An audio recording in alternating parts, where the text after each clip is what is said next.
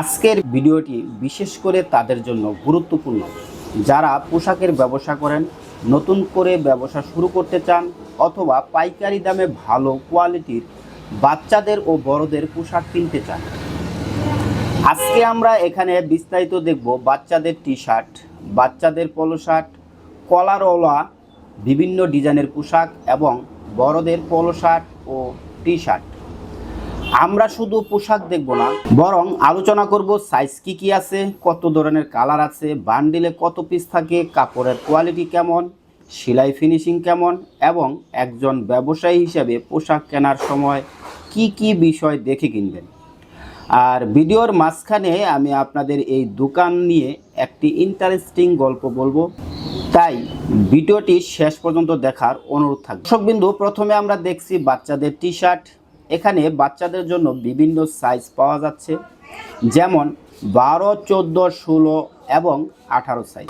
এখন অনেকেই সাইজের ব্যাপারে জানতে চান, তবে শুধু বয়স দেখে পোশাক কেনার চেয়ে বাচ্চার উচ্চতা ও গঠন দেখে সাইজ মিলিয়ে নেওয়াই ভালো।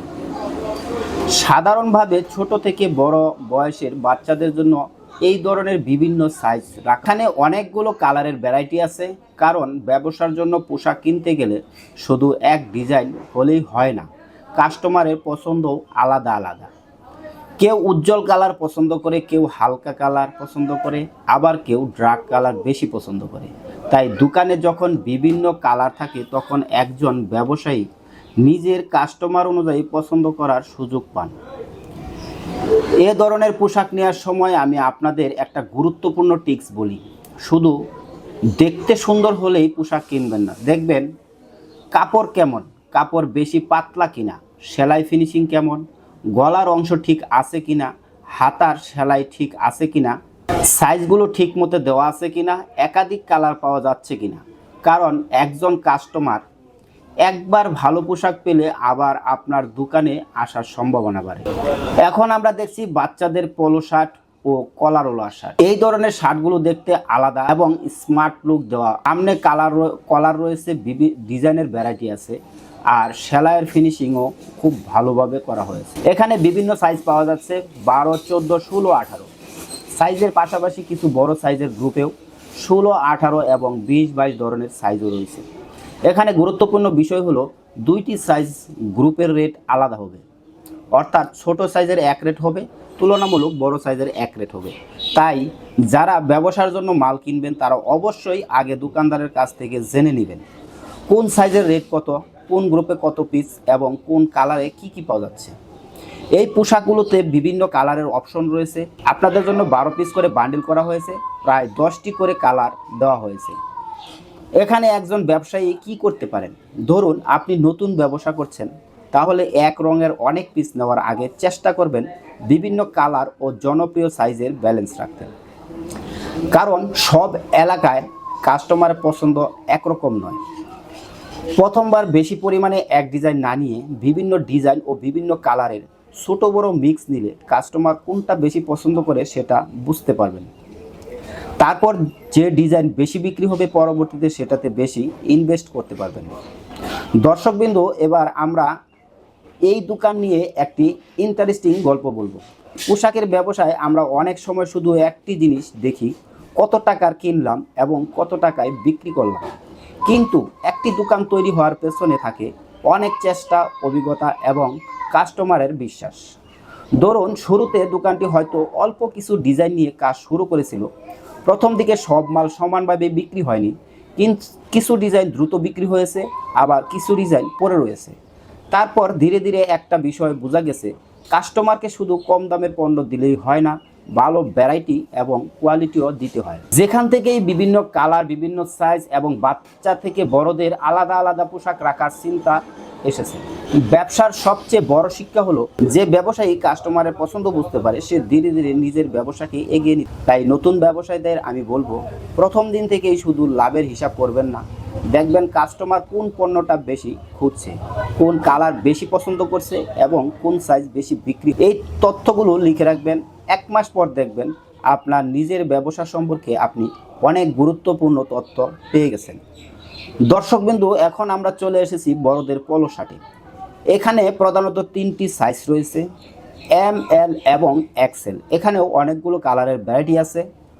বান্ডেলের ক্ষেত্রে প্রত্যেক কালারের 6 পিস করে বান্ডেল রয়েছে। এখন পলো শার্টের কাপড়ের কথা বলবো।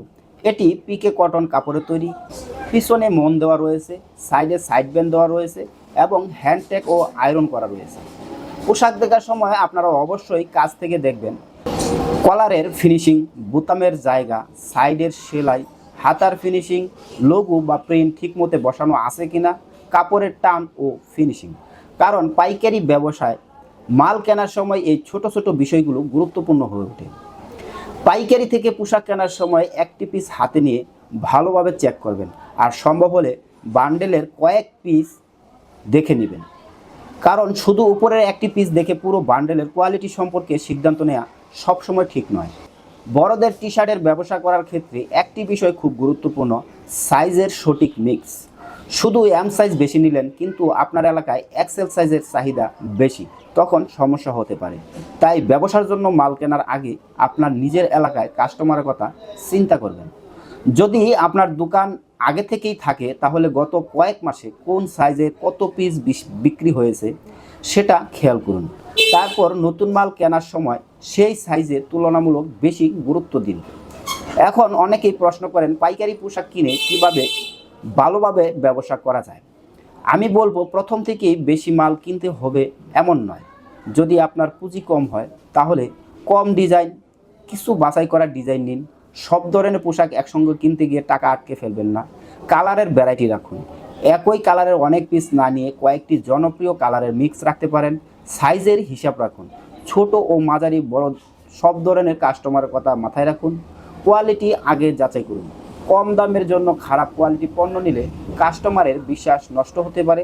লাভের হিসাব বুঝে বিক্রি করুন, শুধু কেনা দাম থেকে বিক্রির দাম ঠিক করলেই হবে না। হিসাব করবেন যাতায়াত খরচ, প্যাকেট বা প্যাকেজিং, দোকান ভাড়া থাকলে তার খরচ, কর্মচারী খরচ, অনলাইনে ডেলিভারি করলে ডেলিভারির অন্যান্য খরচ। সব হিসাব করে তারপর লাভের মার্জিন ঠিক করবেন।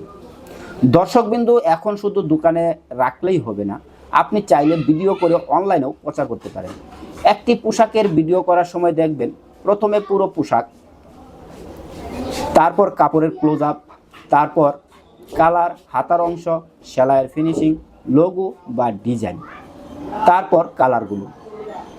এভাবে ভিডিও করলে কাস্টমারের পোশাক সম্বন্ধে ভালো ধারণা পাওয়া যায়। আপনারা যারা পোশাকের ব্যবসা করেন বা নতুন করে ব্যবসা শুরু করতে চান তারা পোশাক কেনার আগে অবশ্যই কাপড়, সেলাই, সাইজ, কালার ও বান্ডেলের হিসাব ভালোভাবে দেখে নেবেন।